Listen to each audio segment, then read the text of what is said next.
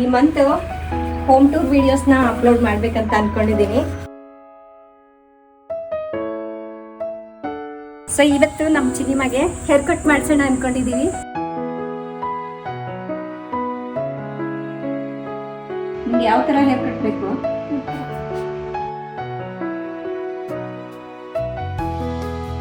Face ಜೊತೆಗೆ ಯಾವ hair style ಚೆನ್ನಾಗಿರುತ್ತೆ ಅನ್ನೋದು ಕೂಡ ತೋರಿಸ್ಬಿಡುತ್ತೆ. ಅದು ಆಪ್ಷನ್ಸ್ ಬೇರೆ, ಇಷ್ಟೊಂದು ಆಪ್ಷನ್ಸ್. ಏನಪ್ಪ ಇದು ಜೀವನ, ಇಷ್ಟೇನಾ?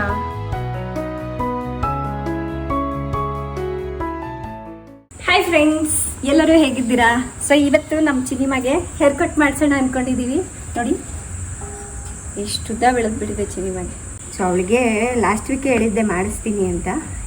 ಇವತ್ತು ಸ್ವಲ್ಪ ಟೈಮ್ ಫ್ರೀ ಮಾಡ್ಕೊಂಡಿದ್ದೀನಿ. ತೋರಿಸು ನೀನು ಹೇರ್.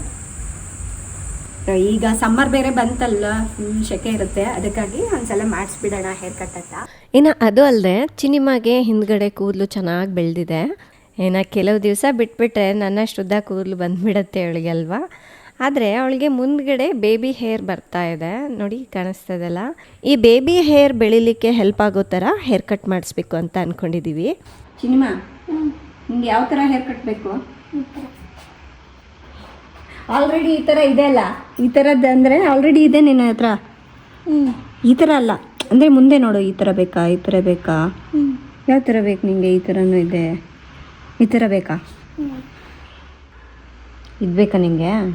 ಇದು ಬೇಕಾ, ಇದು ಬೇಕಾ? ಇದು ಚೆನ್ನಾಗಿದೆ ನೋಡು, ಈ ಥರ ಇಲ್ಲ, ಬೇಬಿ ಹೇರ್ಸ್ ಇದೆಲ್ಲ, ಇದು ಚೆನ್ನಾಗಿರುತ್ತೆ. ಈ ಥರ ಇದು ಕಣ್ಣಿಗೆ ಬಂದ್ಬಿಡುತ್ತೆ, ಇಲ್ಲಿಗೆ ಬಂದ್ಬಿಡುತ್ತೆ. ಫ್ರೆಂಡ್ಸ್, ಮೊದಲೆಲ್ಲ ಈ ಥರ ಹೇರ್ ಕಟ್ ಮಾಡ್ಸೋಕೆ ಹೆಂಗಿರೋದು ಗೊತ್ತಾ? ಸಲೂನ್ಗೆ ಹೋಗಿ ಅವ್ರು ಒಂದು ಬುಕ್ ಕೊಡೋರು, ಅದರಲ್ಲಿ ನೋಡಿ ಸೆಲೆಕ್ಟ್ ಮಾಡಿಬಿಟ್ಟು ನಮ್ಗೆ ಯಾವ್ದು ಚೆನ್ನಾಗಿ ಕಾಣುತ್ತೆ, ಓ ಇದು ಚೆನ್ನಾಗಿರುತ್ತೆ ಅಂತೇಳಿ ಯೋಚನೆ ಮಾಡಿ ಹೇರ್ ಕಟ್ ಮಾಡಿಸ್ಕೊಳ್ತಾ ಇದ್ವಿ. ಆದರೆ ಇವಾಗ ನೋಡಿ, ಮಗು ಫೋಟೋ ತೆಗೆದ್ಬಿಟ್ಟು AI ಹಾಕಿದ್ರೆ ಮಗುಗೆ ಯಾವ ಹೇರ್ ಸ್ಟೈಲ್ ಸೂಟ್ ಆಗುತ್ತೆ ಅಂತ ಕೇಳಿದ್ರೆ ಸಾಕು, ಆ ಡ್ರೆಸ್ ಜೊತೆಗೆ ಮಗು ಫೇಸ್ ಜೊತೆಗೆ ಯಾವ ಹೇರ್ ಸ್ಟೈಲ್ ಚೆನ್ನಾಗಿರುತ್ತೆ ಅನ್ನೋದು ಕೂಡ ತೋರಿಸ್ಬಿಡುತ್ತೆ.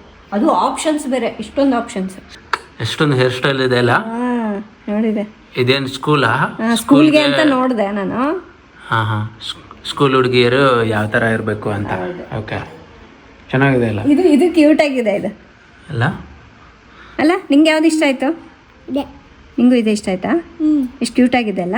ಲಾಂಗ್ ಹೇರು ಇರುತ್ತೆ ನಿನ್ಗೆ, ಇಲ್ಲಿ ಮುಂದೆ ಶಾರ್ಟ್ ಹೇರು ಇರುತ್ತೆ, ಚೆನ್ನಾಗಿರುತ್ತೆ. ಜಡೆನೂ ಹಾಕಕ್ ಬರುತ್ತೆ, ಹಂಗೆ ಫ್ರೀ ಹೇರ್ ಬಿಡಕ್ಕೂ ಬರುತ್ತೆ. ಇದು ಸ್ವಲ್ಪ ಕರ್ಲಿ ಬಂದ್ಬಿಟ್ಟಿದೆ ಅಲ್ಲ.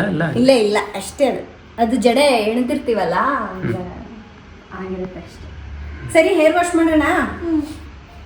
1 to 12 years ಮಕ್ಕಳಿಗೆ ಇಲ್ಲಿ ತೋರಿಸ್ತಾ ಇದ್ದೀನಿ ನೋಡಿ, ಬೇರ್ ಅನಾಟಮಿ ಅವರ junior gentle cleansing kid shampoo ತುಂಬಾನೇ ಚೆನ್ನಾಗಿರುತ್ತೆ. ತುಂಬಾ ಜನರು ನನಗೆ ಕೇಳ್ತಾ ಇರ್ತಾರೆ, ನೀವು 1 year ಒಳಗಿನ ಬೇಬೀಸ್ಗೆ ಹಲವು ಬಗೆಯ ಶಾಂಪೂಸ್ಗಳನ್ನ ತೋರಿಸಿದ್ದೀರಾ, ಆದರೆ 12 ವರ್ಷದ ಒಳಗಿನ ಮಕ್ಕಳಿಗೆ ಯಾವ ಶಾಂಪೂನ ಯೂಸ್ ಮಾಡಬೇಕು ಅನ್ನೋದೇ ಗೊತ್ತಾಗ್ತಾ ಇಲ್ಲ ಅಂತ ಹೇಳ್ತಾ ಇದ್ರು. ಹೌದು, ದೊಡ್ಡ ಮಕ್ಕಳು ಶಾಂಪೂ ಬಗ್ಗೆ ಜಾಸ್ತಿ ಅವೇರ್ನೆಸ್ಸೇ ಇಲ್ಲ. ಅದಕ್ಕಾಗಿನೇ ನಾನಿವತ್ತು ಈ ಪ್ರಾಡಕ್ಟನ್ನು ತೋರಿಸ್ತಾ ಇದ್ದೀನಿ. ಇದು ಜೆಂಟಲ್ ಕ್ಲಿನ್ಸಿಂಗ್ ಶಾಂಪೂ, ಒಳ್ಳೆ ನರಿಶ್ಮೆಂಟ್ ಅನ್ನ ಕೊಡುತ್ತೆ. ಹಾಗೆ ಇದು ಟಿಯರ್ ಫ್ರೀ, ಅಂದ್ರೆ ಸ್ನಾನ ಮಾಡುವಾಗ ಕಣ್ಣು ಉರಿಯೋದಿಲ್ಲ. ಮಕ್ಕಳು ತುಂಬಾ ಎಂಜಾಯ್ ಮಾಡ್ತಾ ಸ್ನಾನನ ಮಾಡ್ತಾರೆ.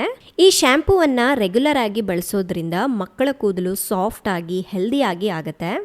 ಫ್ರೆಂಡ್ಸ್, ನಿಮಗೂ ಈ ಶಾಂಪೂ ಬೇಕು ಅಂದರೆ ನಾನು ಕೆಳಗಡೆ ಡಿಸ್ಕ್ರಿಪ್ಷನಲ್ಲಿ ಲಿಂಕ್ ಕೊಟ್ಟಿರ್ತೀನಿ, ನೀವು ಅಲ್ಲಿಂದ ಹೋಗಿ ಬೈ ಮಾಡ್ಕೋಬಹುದು.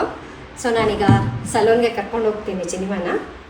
ಏನೋ ದೀರು ಬೇರೆ ಎದ್ದಿದ್ದ, ಅವನೊಬ್ಬನೇ ಮನೇಲಿ ಇರಿಸೋದು ಏನಕ್ಕೆ ಅಂಥೇಳಿ ಜೊತೆಗೆ ಅವನನ್ನು ಕೂಡ ಕರ್ಕೊಂಡು ಬಂದೆ.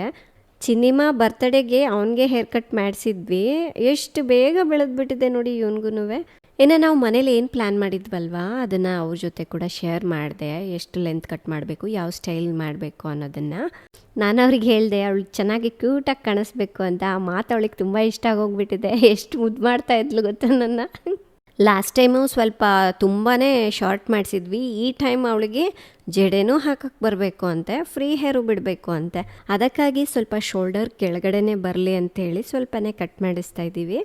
ಆಮೇಲೆ ನನಗೇನಾದರೂ ಸ್ವಲ್ಪ ಉದ್ದ ಕೂದಲು ಬೆಳೆದ್ಬಿಡ್ತು ಅಂದ್ಕೊಳ್ಳಿ, ಅಂದರೆ ನಾನು ಕಟ್ ಮಾಡಿಸಿಲ್ಲ ಹಾಗೆ ಬಿಟ್ಬಿಟ್ರೆ ಲಾಂಗ್ ಹೇರ್ ಬಂದುಬಿಡುತ್ತಲ್ಲ, ಜಡೆ ಹಾಕ್ಕೊಳ್ಳೋದು, ಏನಾದರೂ ಹೂ ಮುಡ್ಕೊಳ್ಳೋದು, ಆ ಥರ ಏನಾದರೂ ಮಾಡಿದೆ ಅಂದರೆ ಅವಾಗ ಅವಳಿಗೂ ಇಂಟ್ರೆಸ್ಟ್ ಬಂದುಬಿಡುತ್ತೆ, ನನಗೂ ಈ ಥರ ಉದ್ದ ಜಡೆ ಬೇಕು ಅಂತ ಹೇಳಿ ಕೇಳಿಬಿಡ್ತಾಳೆ. ಅಷ್ಟೇ ಅಲ್ವಾ, ಹೆಣ್ಮಕ್ಳು ತಾಯಿ ಹೆಂಗಿರ್ತಾರೋ ಹಾಗೆ ನಾನು ಇರಬೇಕು ಅಂಥೇಳಿ ಆಸೆ ಪಡ್ತಾರೆ. ಅದು ಅಲ್ಲದೆ ಈ ಸ್ಟೈಲ್ನಲ್ಲಿ ಅವಳಿಗೆ ಒಂದು ಸಲನಾದರೂ ಮಾಡಿಸ್ಬೇಕು ಅನ್ನೋದು ರಾಜುಗೆ ತುಂಬ ಆಸೆ ಇತ್ತು. ಇನ್ನು ಮುಂದ್ಗಡೆ ಅವಳಿಗೆ ಐಬ್ರೋ ಲೆವೆಲ್ಗೆ ಮಾಡಿಸಿದ್ದೀವಿ. ಅದು ಸ್ವಲ್ಪ ಕೆಳಗೆ ಅಂತ ಅನಿಸ್ಬೋದು, ಬಟ್ ಕೂದಲು ಡ್ರೈ ಆದಮೇಲೆ ಇನ್ನೂ ಸ್ವಲ್ಪ ಮೇಲೋಗುತ್ತೆ, ಅವಾಗ ಕರೆಕ್ಟಾಗಿ ಆಗುತ್ತೆ. ಅದು ಅಲ್ಲದೆ ಅವಳಿಗೆ ಬೈತಲೆ ಸೈಡಿಗೆ ತೆಗಿತೀವಲ್ವ, ಹಾಗಾಗಿ ಮಧ್ಯದಲ್ಲಿ ಸ್ವಲ್ಪ ಗ್ಯಾಪ್ ಬಂದಂಗೆ ಕಾಣಿಸ್ತಾ ಇದೆ. ಮಧ್ಯ ಬೈತಲೆ ತೆಗೆದ್ರೆ ಸರಿ ಹೋಗುತ್ತೆ. ಇನ್ನು ಅವಳಿಗೆ ಈ ಶಾಂಪು ಯೂಸ್ ಮಾಡಿ ಹೇರ್ ವಾಶ್ ಮಾಡಿರೋದ್ರಿಂದ ಎಷ್ಟು ಚೆನ್ನಾಗಿ ಕಾಣಿಸ್ತಾ ಇದೆ ನೋಡಿ ಹೇರ್. ಇನ್ನು ಚಿನಿಮಗಂತೂ ಹೇರ್ ಸ್ಟೈಲ್ ಅಂತೂ ತುಂಬಾ ಇಷ್ಟ ಆಗೋಗ್ಬಿಟ್ಟಿದೆ. ಹೇರ್ ಕಟ್ ಮುಗಿಸ್ಕೊಂಡು ಆಚೆ ಬಂದ್ವಿ. ಇನ್ನು ಚಿನಿಮಗೆ ಐಸ್ ಕ್ರೀಮ್ ತಿನ್ಬೇಕು ಅನ್ನಿಸ್ತಾ ಇದೆ ಅಂತೆ, ಅದಕ್ಕೆ ಅವರಪ್ಪನ ಕನ್ವಿನ್ಸ್ ಮಾಡಿ ಪೋಲಾರ್ ಬಿಯರ್ಗೆ ಕರ್ಕೊಂಡು ಬಂದಿದ್ದಾಳೆ. ಅವಳದ್ದು ಇನ್ನೊಂದು ವಿಚಿತ್ರ ಏನು ಗೊತ್ತಾ, ಎಲ್ಲರೂ ಏನು ತೊಗೊಂಡಿರ್ತೀವಲ್ವ, ಏನು ಆರ್ಡ್ರ್ ಮಾಡಿರ್ತೀವಲ್ವ ಅದನ್ನು ತೊಗೊಳ್ಳಲ್ಲ, ಅವಳೇ ಬೇರೆ ತೊಗೊಳ್ತಾಳೆ. ಅದರಲ್ಲಿ ಮಾತ್ರ ಪಿಂಕ್ನ ತೊಗೊಳ್ತಾಳೆ ಅಷ್ಟೇ. ಸೊ ಸ್ಪ್ರಿಂಕಲ್ಸ್ ಬೇಕಿತ್ತು ಅಂತ ಅದ್ರ ಮೇಲೆ ಹಾಕ್ಸ್ಕೊಂಬಂದ್ಲು. ಇನ್ನು ಇವನಂತೂ ನಾವೆಲ್ಲ ಏನು ತೊಗೊಂಡಿರ್ತೀವೋ ಅದು ಇಷ್ಟ ಆಗೋದಿಲ್ಲ, ಅವಳು ಏನು ತೊಗೊಂಡಿರ್ತಾಳಲ್ವ ಅದೇ ಇಷ್ಟ. ಅದು ಐಸ್ ಕ್ರೀಮ್ ಆಗಿರಬಹುದು, ಜ್ಯೂಸ್ ಆಗಿರ್ಬೋದು, ಏನೇ ಆಗಿರಬಹುದು, ಅವಳು ಏನು ತಿಂತಾಳೋ ಅದೇ ಬೇಕು ಅವನಿಗೆ. ಇನ್ನೊಂದು ಗೊತ್ತಾ, ದೀರು ಮೊದಲೆಲ್ಲ ಕೆಲವೊಂದು ಹಣ್ಣುಗಳು ಇಷ್ಟಪಟ್ಟು ತಿಂತಿರ್ಲಿಲ್ಲ, ಬಟ್ ಚಿನಿಮ ತಿನ್ನೋದು ನೋಡಿ ಅವನಿಗೂ ಇಷ್ಟ ಆಗಿಬಿಟ್ಟು ಈಗ ಎಲ್ಲ ಥರದ ಹಣ್ಣುಗಳನ್ನ ಕೂಡ ತಿಂತಾನೆ. ತುಂಬ ಬ್ಯೂಟಿಫುಲ್ ಆಗಿಬಿಟ್ಟಿದ್ದಾರೆ ಚಿನ್ನಮ್ಮ. ಹಿಂಗೆ ಜುಟ್ಟು ಹಾಕೋಬೋದು ನೋಡು. ಅವಳಿಗೆ ಜುಟ್ಟು ಹಾಕೋಕ್ಕೂ ಬೇಕಂತೆ ಮತ್ತು ಫ್ರೀ ಹೇರ್ ಬಿಡೋಕ್ಕೂ ಬೇಕಂತೆ, ಎರಡು ಥರ ಬೇಕಂತೆ. ಹಂಗಾಗಿ ಸ್ವಲ್ಪ ಲೆಂತ್ ಹಾಗೆ ಬಿಟ್ಟಿದ್ದೀವಿ, ಜಾಸ್ತಿ ಕಟ್ ಮಾಡಿಸಿಲ್ಲ. ಸ್ಕೂಲ್ ಹುಡುಗಿಯರ್ಗೆ ಇದು ತುಂಬಾ ಚೆನ್ನಾಗಿರುತ್ತೆ ಅಲ್ವಾ? ಊಟ ಕಾಣಿಸ್ತದಲ್ಲ. ಸಜೆಷನ್. ಹೌದು. ಇಷ್ಟ ಆಯ್ತಾ ನಿಮ್ಗೆ? ಡಿಫ್ರೆಂಟ್ ಆಗ್ಬಿಟ್ಲಲ್ಲ ತುಂಬಾ. ಹೌದು. ಇನ್ನು ಸ್ವಲ್ಪ ಚಬ್ಬಿ ಚಬ್ಬಿ ಇದ್ದಿರೋದ್ರೆ ಚೆನ್ನಾಗಿರೋದು ಹಿಂಗೆ. ಫ್ರೆಂಡ್ಸ್, ಇನ್ನು ಈ ಮಂತು ಹೋಮ್ ಟೂರ್ ವೀಡಿಯೋಸ್ನ ಅಪ್ಲೋಡ್ ಮಾಡಬೇಕಂತ ಅಂದ್ಕೊಂಡಿದ್ದೀನಿ. ಸೊ ಎಷ್ಟೋ ದಿವಸ ಎಲ್ಲ ವರ್ಷ ಆಯಿತು ಹೋಮ್ ಟೂರ್ ಮಾಡ್ತೀನಿ ಅಂತ. ಅದು ಇದು ಏನೋ ಒಂದು ಬರ್ತಾನೆ ಇತ್ತು. ಇನ್ನು ಫೈನಲಿ ಈ ಮಂತ್ ಮಾಡೇ ಬಿಡೋಣ ಅಂತ ಹೇಳಿ ಡಿಸೈಡ್ ಆಗಿದ್ದೀನಿ. ಹಾಗಾಗಿ ರೆಗ್ಯುಲರ್ ಆಗಿ ವೀಡಿಯೋಸ್ ನೋಡ್ತಾ ಇರಿ, ಬರುತ್ತೆ. ಅದಕ್ಕೆ ಒಂದೊಂದೇ ಕ್ಲೀನ್ ಮಾಡ್ಕೊಳ್ಳೋಣ ಅಂಥೇಳಿ ಪ್ಲ್ಯಾನ್ ಮಾಡ್ತಾ ಇದ್ದೀನಿ. ಒಂದೊಂದೇ ರೂಮ್ ಕ್ಲೀನ್ ಮಾಡ್ಕೊಂಬಿಟ್ಟು ಸ್ಟಾರ್ಟ್ ಮಾಡೋಣ ಅಂತ. ಆ್ಯಂಡ್ ಈಗ ನಿಮ್ಮ ಹತ್ರ ಒಂದು ವಿಷಯನ ಶೇರ್ ಮಾಡೋಣ ಅಂತ ಬಂದೆ. ಏನು ಗೊತ್ತಾ, ನನಗೆ ತುಂಬ ಜನರು ಕೇಳೋದೇನು ಗೊತ್ತಾ, ಅಂದರೆ ನಾನು ಹೊರಗಡೆ ಎಲ್ಲ ಓಡಾಡ್ತಾ ಇರ್ತೀನಲ್ವ, ತುಂಬ ಜನ ಲೇಡೀಸ್ ಸಿಗ್ತಾ ಇರ್ತಾರೆ ನನಗೆ. ಕೇಳೋದೇನಪ್ಪ ಅಂದರೆ, ಶರ್ ನಿಮ್ಮ ಲೈಫ್ ಎಷ್ಟು ಚೆನ್ನಾಗಿದೆ ಅಲ್ವಾ, ನಿಮ್ಮ ಯೂಟ್ಯೂಬರ್ಸ್ ಲೈಫ್ ಒಂಥರ ಚೆನ್ನಾಗಿರುತ್ತೆ, ನಮಗೂ ಆ ಥರ ಇರಬೇಕಂತ ಅನ್ಸತ್ತೆ. ಒಂದ್ಸಲ ನೋಡಿದ್ರೆ ನಾವೇ ನಿಮ್ಮ ಥರ ಇದ್ದರೆ ಹೇಗಿರುತ್ತೆ ಇಮ್ಯಾಜಿನ್ ಮಾಡಿಕೊಂಡ್ರೆ ಅದೊಂಥರ ಖುಷಿ ಕೊಡುತ್ತೆ ನಮಗೆ ಅಂತ ಹೇಳ್ತಿರ್ತಾರೆ. ಹೌದು, ಈ ಸೋಷಿಯಲ್ ಮೀಡಿಯಾದಲ್ಲಿ ಬರುವಂತಹ ವೀಡಿಯೋಸ್ಗಳು ನೋಡಿದ್ರೇ ಆ ಥರ ಅನಿಸುತ್ತೆ, ಇಲ್ಲ ಅಂತಲ್ಲ. ಬಟ್ ಆದರೆ ಎಲ್ಲರಿಗೂ ಅವ್ರದ್ದೇ ಆದಂತಹ ಪ್ರಾಬ್ಲಮ್ಸ್ ಇರುತ್ತೆ, ಅವ್ರದ್ದೇ ಆದಂತಹ ಕಷ್ಟಗಳು ಮತ್ತು ಏನು ಅಪ್ಸ್ ಆ್ಯಂಡ್ ಡೌನ್ಸ್ ಇದ್ದೇ ಇರತ್ತಲ್ವ. ಅದೇ ರೀತಿಯಾಗಿ ನಮ್ಮ ಲೈಫ್ನಲ್ಲೂ ಕೂಡ ಇರುತ್ತೆ, ಇಲ್ಲ ಅಂತ ಅಲ್ಲ. ಆದರೆ ಏನಪ್ಪ ಅಂದರೆ, ನಾವು ಒಂದು ವಿಡಿಯೋ ಮಾಡಿ ಹಾಕುವಾಗ ಆ ವಿಡಿಯೋನ ನೋಡಿ ಖುಷಿ ಪಡಬೇಕು. ಅಂದರೆ ಈಗೇನಾಗತ್ತೆ ಗೊತ್ತಾ, ಒಂದು ವಾರ ಎಲ್ಲ ನೀವು ಕಷ್ಟಪಟ್ಟಿರ್ತೀರ, ಅದೇನೋ ಆಫೀಸಲ್ಲಿ ಕೆಲಸ ಮಾಡೋದಾಗಿರ್ಬೋದು, ಅಥವಾ ಎಲ್ಲೋ ಹೊರಗಡೆ ಹೋಗಿ ಕೆಲಸ ಮಾಡೋದಾಗಿರ್ಬೋದು, ಒಂದು ಇಡೀ ವಾರ ಕಷ್ಟಪಟ್ಟಿರ್ತೀರ. ಒಂದಿನ ರಿಲ್ಯಾಕ್ಸ್ ಆಗಬೇಕು ಅಂಥೇಳಿ ಒಂದು ಮೂವಿ ನೋಡೋಕ್ಕೆ ಹೋಗ್ತೀರಾ ಅಂದ್ಕೊಳ್ಳಿ, ಎಕ್ಸಾಂಪಲ್ ಹೇಳ್ತಾ ಇರೋದು. ಒಂದು ಮೂವಿ ನೋಡೋಕ್ಕೆ ಹೋಗಿರ್ತೀರ, ಆ ಮೂವಿಯಲ್ಲಿ ಕೂಡ ಎಲ್ಲ ಪ್ರಾಬ್ಲಮ್ಸು ಅದು ಇದು ಇತ್ತು ಅಂದರೆ ನಿಮ್ಗೆ ಹೇಗೆ ಅನಿಸುತ್ತೆ? ಆಲ್ರೆಡಿ ನಿಮಗೆ ಪ್ರಾಬ್ಲಮ್ಸ್, ಸ್ಟ್ರೆಸ್ ಎಲ್ಲದೂ ಇರುತ್ತೆ. ಇನ್ನೊಂದು ಕಡೆ ಹೋಗ್ಬಿಟ್ಟು ಅದೇ ಸೇಮ್ ಸಿಚುವೇಶನ್ ಅಲ್ಲಿ ಕೂಡ ನೀವು ಫೇಸ್ ಮಾಡಿದ್ರೆ ಏನು ಅನ್ಸುತ್ತೆ ಗೊತ್ತಾ? ಏನಪ್ಪ ಇದು ಜೀವನ, ಇಷ್ಟೇನಾ, ಎಲ್ಲರ ಜೀವನನೂ ಇಷ್ಟೇನಾ ಅಂತ ಅನ್ಸುತ್ತಲ್ವ. ಸೊ ಅದಕ್ಕಾಗಿ ನಾವೇನು ಮಾಡ್ತೀವಪ್ಪ ಅಂದರೆ, ಈಗ ಒಂದು ವಿಡಿಯೋ ನೀವು ನೋಡಿದಾಗ ನಿಮ್ಗೆ ಅದರಲ್ಲಿ ಏನೋ ಒಂದು ಖುಷಿ ಸಿಗಬೇಕು. ನೀವೇನೋ ಇಡೀ ದಿನ ತುಂಬ ಟೆನ್ಷನಲ್ಲಿ ಇರ್ತೀರಾ, ಏನೋ ಪ್ರಾಬ್ಲಮ್ನ ಫೇಸ್ ಮಾಡ್ತಾ ಇರ್ತೀರ ಅಂದ್ಕೊಳ್ಳಿ. ಒಂದು ವಿಡಿಯೋ ನೋಡಿದ ತಕ್ಷಣ ನಿಮಗೆ ಸ್ವಲ್ಪ ಸಮಾಧಾನ ಆಗಬೇಕು, ಆ ಒಂದು ಕ್ಷಣ ನಿಮ್ಮ ಪ್ರಾಬ್ಲಮ್ನ ಮರ್ತು ಬಿಡಬೇಕು. ಸೊ ಆ ಥರ ನಾವು ನಿಮಗೆ ಖುಷಿ ಕೊಡಬೇಕು ಅನ್ನೋದಕ್ಕೋಸ್ಕರ ಯಾವುದೇ ರೀತಿಯ ಪ್ರಾಬ್ಲಮ್ಸ್ ಆಗಿರ್ಬೋದು, ಏನೋ ಒಂದು ಕಷ್ಟಗಳಾಗಿರ್ಬೋದು ಅಂಥದ್ದನ್ನು ಜಾಸ್ತಿ ಹಂಚ್ಕೊಳ್ಳೋದಿಲ್ಲ ಸೋಷಿಯಲ್ ಮೀಡಿಯಾದಲ್ಲಿ. ಅವಾಗೇನು ಅನ್ಸುತ್ತೆ, ಸೊ ಅವ್ರ ಲೈಫ್ ಎಷ್ಟು ಚೆನ್ನಾಗಿದೆ ಅಲ್ಲ, ನನ್ನ ಲೈಫ್ ಯಾಕೆ ಹಿಂಗಿದೆ, ನಾನು ಅವ್ರ ಥರನೇ ಇರ್ಬೋದಾಗಿತ್ತಲ್ಲ, ನಮ್ಗೆ ಯಾಕೆ ಇಷ್ಟೊಂದು ಕಷ್ಟಗಳು ಅಂತ ಅನ್ಸುತ್ತೆ. ಬಟ್ ಆ ಥರ ಎಲ್ಲ, ಎಲ್ಲರಿಗೂ ಅವ್ರದ್ದೇ ಆದಂತಹ ಕಷ್ಟಗಳಿರುತ್ತೆ, ಅಪ್ಸ್ ಆ್ಯಂಡ್ ಡೌನ್ಸ್ ಇರುತ್ತೆ. ಕೆಲವೊಂದು ಕಷ್ಟಗಳು ಹೇಳ್ಕೊಳೋಕ್ಕೂ ಆಗೋದಿಲ್ಲ. ಎಲ್ಲರ ರಿಲೇಷನ್ಶಿಪ್ಗಳು ಒಂದೇ ಥರ ಇರಲ್ಲ ಅಲ್ವಾ. ಸೊ ಕೆಲವೊಂದು ಹೇಳ್ಕೊಳಕ್ಕೆ ಆಗದೆ ಇರ್ತಕ್ಕಂಥದ್ದನ್ನ ನಾವೇ ಹಾಗೆ ಒಳಗಡೆನೇ ಇಟ್ಕೊಂಡ್ಬಿಡ್ತೀವಿ. ಖುಷಿ ವಿಚಾರಗಳನ್ನ ಮಾತ್ರ ನಿಮ್ಮ ಜೊತೆ ಹಂಚ್ಕೊಂಡಿರ್ತೀವಿ. ಸೊ ಅದರಿಂದ ಏನಾಗುತ್ತೆ ಅಂದರೆ ನಮ್ಮ ಲೈಫ್ ಬಗ್ಗೆ ಅಷ್ಟಾಗಿ ನಮಗೆ ಇಂಟ್ರೆಸ್ಟ್ ಇರೋದಿಲ್ಲ. ಬೇರೆಯವ್ರ ಲೈಫ್ ನೋಡಿದ್ರೆ ಅವ್ರ ಲೈಫ್ ಎಷ್ಟು ಚೆನ್ನಾಗಿದೆ ಅಂತ ಹೇಳಿ ಅನಿಸುತ್ತೆ. ಇನ್ನೊಂದು ನನಗೆ ಹೇಳೋದು ತುಂಬ ಜನರು ಏನು ಗೊತ್ತಾ, ನೀವು ಆರಾಮಾಗಿ ಕಾರ್ ಹಾಕ್ಕೊಂಡು ಬರ್ತೀರಾ, ನಿಮ್ಗೆ ಏನೇನು ಬೇಕೋ ಎಲ್ಲ ಶಾಪಿಂಗ್ ಮಾಡ್ಕೊಂಡು ಹೋಗ್ತೀರಾ, ಸೊ ಅದೊಂಥರ ಚೆನ್ನಾಗಿದೆ ಅಂತ. ಬಟ್ ನನಗೇನಂತ ಅನಿಸುತ್ತೆ ಗೊತ್ತಾ, ಇನ್ನೊಬ್ರನ್ನ ನೋಡಿದೆ ಅವ್ರ ಮನೇಲಿ ಎಷ್ಟು ಚೆನ್ನಾಗಿದ್ದಾರಲ್ಲ, ಎಲ್ಲ ಮನೆಯಲ್ಲಿ ಎಲ್ಲ ತಂದು ಹಾಕ್ತಾರೆ, ಆರಾಮ್ ಮಾಡ್ಕೊಂಡಿರ್ಬೋದಲ್ಲ, ಎಷ್ಟು ಚೆನ್ನಾಗಿರುತ್ತಲ್ಲ ನಾನು ಹಂಗಿದ್ರೆ ಅಂತ ಅನಿಸುತ್ತೆ. ಬಟ್ ಆದರೆ ಇದು ನಾನು ವಿಡಿಯೋಸ್ ಮಾಡೋದು ಅದು ನನ್ನ ಇಂಟ್ರೆಸ್ಟ್ ಇಲ್ಲ ಅಂತಲ್ಲ. ಬಟ್ ಒಂದು ಕ್ಷಣ ನೋಡೋದೇ ಏನಂತ ಅನ್ಸುತ್ತೆ, ಅವ್ರ ಥರ ಇದ್ರೆ ಎಷ್ಟು ಚೆನ್ನಾಗಿರುತ್ತೆ ಅಂತ ಅನ್ಸುತ್ತಲ್ವ. ಹಾಗೆ ಒಬ್ಬ ಮನುಷ್ಯನ ನೋಡಿದ್ರೆ ಇನ್ನೊಬ್ಬ ಮನುಷ್ಯನಿಗೆ ಇದು ಸಾಧಾರಣವಾಗಿ ಅನ್ಸೋದೆ ಇಲ್ಲ ಅಂತಲ್ಲ.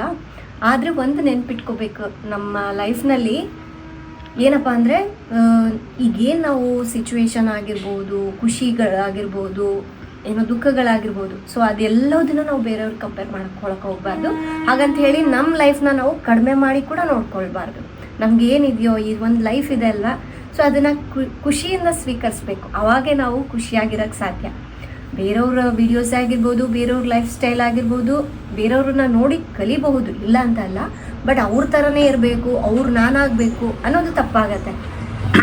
ಯಾವಾಗಲೂ ಲೈಫಲ್ಲಿ ಅಪ್ಡೇಟ್ ಆಗಬೇಕು. ನಾವು ಅಪ್ಡೇಟ್ ಆಗಿಲ್ಲ ಅಂದ್ರೆ ಹಿಂದೆ ಬಿದ್ದುಬಿಡ್ತೀವಿ, ಹೌದಿಲ್ಲ? ಇನ್ನೊಬ್ರು ನೋಡಿ ನಾವು ಹೊಟ್ಟೆ ಕಿಚ್ಚು ಪಡೋದು, ಹುರ್ಕೊಳ್ಳೋದು ಅದೆಲ್ಲ ಮಾಡೋದು ಬದಲಾಗಿ ನಮಗೆ ಏನು ಕಡಿಮೆ ಆಗಿದೆ, ನಾವೇನು ಅಪ್ಡೇಟ್ ಆಗಬೇಕು, ನಾವೇನು ಕಲಿಬೇಕು, ಇಂಥ ಆಲೋಚನೆ ಇದ್ರೆ ಅವ್ರು ಬೇಗ ಇಂಪ್ರೂವ್ ಆಗ್ತಾರೆ. ಅದು ಬಿಟ್ಟು ಅವ್ರು ಹಂಗಿದಾರಲ್ಲ, ನಾನು ಹಿಂಗಿಲ್ಲಲ್ಲ ಕೊರಗಬಾರ್ದು. ಕೆಲವರಂತೂ ನನಗೆ ಅಳ್ತಾನೆ ಹೇಳ್ತಾರೆ. ಅಂದರೆ ಕೆಲವೊಂದು ನನಗೆ ದೂರ ಸಂಬಂಧಿಕರು ಇರ್ತಾರಲ್ವ, ಸೊ ನಮ್ಮ ಲೈಫ್ ಹಿಂಗಾಗೋಗ್ಬಿಟ್ಟಿದೆ, ಇಷ್ಟೇ ಜೀವನ. ನಾವು ಯಾವಾಗ ಅದನ್ನು ಕನ್ಫೆಸ್ ಮಾಡ್ತೀವಿ ನೋಡಿ, ಇಷ್ಟೇ ಜೀವನ ನಮ್ದು, ಇಷ್ಟೇ ಬಾಳು ಅಂತ, ಸೊ ಅದು ಹಾಗೇ ಇರುತ್ತೆ. ಅದ್ರ ಬದಲಾಗಿ ನಾವು ಪಾಸಿಟಿವ್ ಆಗಿ ನಮ್ಮ ಲೈಫ್ ಬಗ್ಗೆ ಪಾಸಿಟಿವ್ ಆಗಿ ಥಿಂಕ್ ಮಾಡಬೇಕು. ಅದು ಸೈಂಟಿಫಿಕಲಿ ಕೂಡ ಪ್ರೂವ್ ಆಗಿದೆ. ನಮ್ಮ ಬ್ರೈನ್ಗೆ ರಿಯಾಲಿಟಿ ಅನ್ನೋದು ಗೊತ್ತಾಗಲ್ಲ, ಯಾವ್ದು ಫೇಕ್ ಯಾವ್ದು ರಿಯಲ್ ಅನ್ನೋದೇ ಗೊತ್ತಾಗಲ್ಲ. ಸೊ ಹಾಗಾಗಿ ನಾವು ಏನು ಕನ್ಫೆಸ್ ಮಾಡ್ತೀವಿ ಅದರಲ್ಲೇ ಇರ್ತೀವಿ. ಈಗ ನೋಡಿ, ಒಂದು ಮೂವಿ ನೋಡ್ತಾ ಇರ್ತೀವಿ, ಫುಲ್ ಐಸ್ ಎಲ್ಲ ಇರುತ್ತೆ ಆ ಮೂವಿಯಲ್ಲಿ, ನಮಗೂ ಒಂಥರ ಚಳಿ ಫೀಲ್ ಆಗುತ್ತೆ. ನಮ್ಮ ಮೂವಿಯಲ್ಲಿ ಯಾರೋ ಅಳ್ತಾ ಇರ್ತಾರೆ, ತುಂಬ ಕಷ್ಟ ಇರುತ್ತೆ, ನಮಗೂ ಅಳು ಬಂದ್ಬಿಡುತ್ತೆ.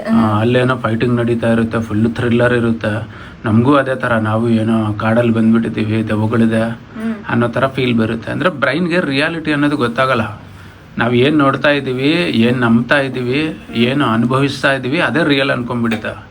ನಾವು ಪದೇ ಪದೇ ಬಾಯಿ ತೆಗೆದು ನೆಗೆಟಿವ್ ಎಲ್ಲ ಕನ್ಫೆಸ್ ಮಾಡ್ಕೊಂತ ಹೋದರೆ ಅದು ಏನು ತಿಳ್ಕೊಳ್ಳುತ್ತೆ, ಹೌದು ನಿನ್ನ ಲೈಫ್ ಇಷ್ಟೇ ಅಂತ ತಿಳ್ಕೊಂಡ್ಬಿಡುತ್ತದೆ.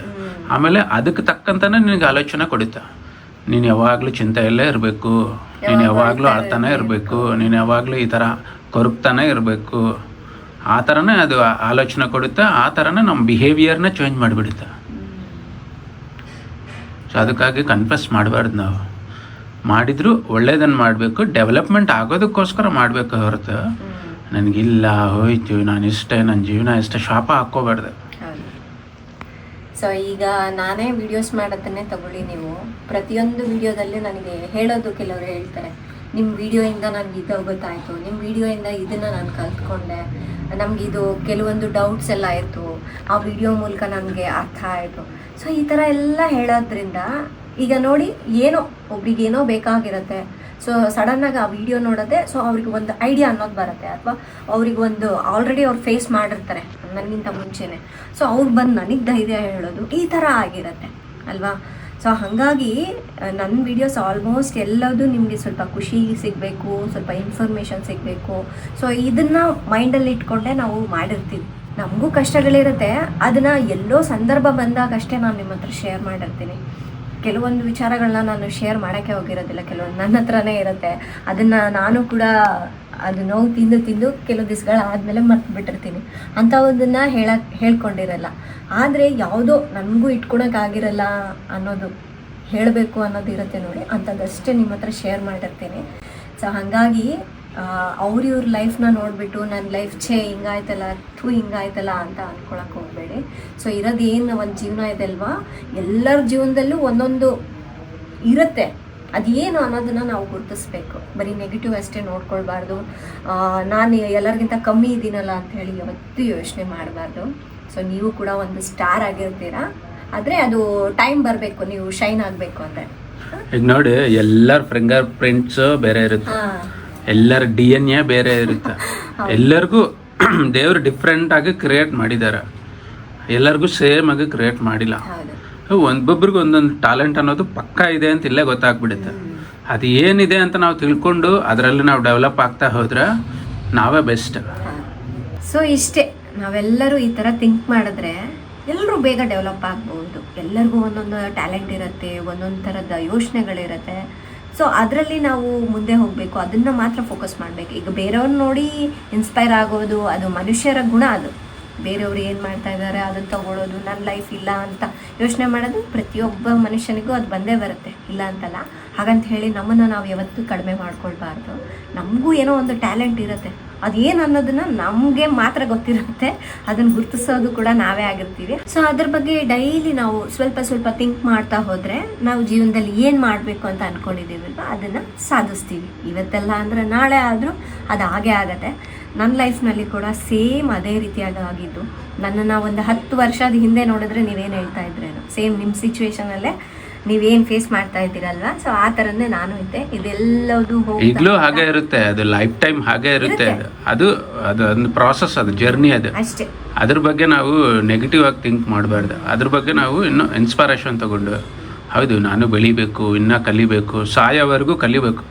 ಅದೇ ಹೇಳ್ತಿರ್ತಾರರು, ಸಾಯೋವರೆಗೂ ಕಲಿಯೋದು ಇದ್ದೇ ಇರುತ್ತೆ ಅಂತ ಹೇಳ್ಬಿಟ್ಟು. ಸೊ ಆ ಥರ ಲೈಫ್ ಅನ್ನೋದು ಕೂಡ ಒಂದು ಹಂಗಿದ್ರೇ ಮಜಾ ಬರೋದು ಲೈಫ್. ಸುಮ್ಮನೆ ಕುಂತು ಟಿ ವಿ ನೋಡ್ಕೊತ, ಇಲ್ಲ ಅಂದರೆ ತಿನ್ಕೊಂತ ಟಿ ವಿ ನೋಡೋದು, ತಿಂದು ಟಿ ವಿ ನೋಡು, ತಿಂದು ಟಿ ವಿ ನೋಡು, ಎಷ್ಟು ದಿವಸ ಅಂತ ಇರ್ತೀವಿ ನೋಡು, ಹಾಗಲ್ಲ. ಅದು ಬೋರ್ ಹೊಡೆದು ಬಿಡುತ್ತೆ. ಆಮೇಲೆ ಮತ್ತೆ ಲೈಫ್ ಯಾಕಪ್ಪ ಈ ಲೈಫ್ ಅಂತ ಹೋಗಿ ಸುಸೈಡ್ ಮಾಡ್ಕೊತಾರೆ. ನಿಜ, ಅವ್ರಿಗೆ ಎಮೋಷ್ನಲ್ ಸ್ಟೆಬಿಲಿಟಿ ಸಿಗಲ್ಲ. ಬಟ್ ಯಾರಾದರೂ ಕಲಿತಾ ಹೋಗ್ತಾರಲ್ವ, ಹೊಸದು ಕಲಿತಾರೆ, ಹೊಸ ಚಾಲೆಂಜಸ್ ಎಲ್ಲ ಫೇಸ್ ಮಾಡ್ತಾರೆ, ಈ ಥರ ಇರ್ತಾರಲ್ಲ, ಅವ್ರಿಗೆ ಅದು ಬೋರ್ ಅನ್ಸಲ್ಲ ಲೈಫಲ್ಲಿ. ಓಕೆ. ಸೊ ನೋಡಿ, ಇದನ್ನ ಯಾಕೋ ನಿಮ್ಮ ಜೊತೆ ಹಂಚ್ಕೊಳ್ಬೇಕು ಅಂತ ಅನ್ನಿಸ್ತು. ಕೆಲವರು ಈ ಥರ ಕೆಲವೊಂದು ಟೈಮ್ ಕುಗ್ಗಿರ್ತಾರೆ, ನಿಮಗೂ ಒಂದು ಧೈರ್ಯ ಇರುತ್ತೆ ಅಂತ ಹೇಳಿ ಹೇಳ್ತೀನಿ. ಸರಿನಾ? ಇನ್ನು ಇವತ್ತಿನ ವಿಡಿಯೋ ಇಲ್ಲ ಎಂಡ್ ಮಾಡ್ತಾ ಇದ್ದೀನಿ. ತಮ್ಮೆಲ್ಲರಿಗೂ ಈ ವಿಡಿಯೋ ಏನು ಅನ್ನಿಸ್ತು ಅನ್ನೋದನ್ನ ಕಮೆಂಟ್ ಮಾಡಿ. ನಾಳೆ ಇನ್ನೊಂದು ಹೊಸ ವಿಡಿಯೋದೊಂದಿಗೆ ಮತ್ತೆ ಸಿಗ್ತೀನಿ. ಅಲ್ಲಿವರೆಗೂ ಟೇಕ್ ಕೇರ್, ಬಾಯ್.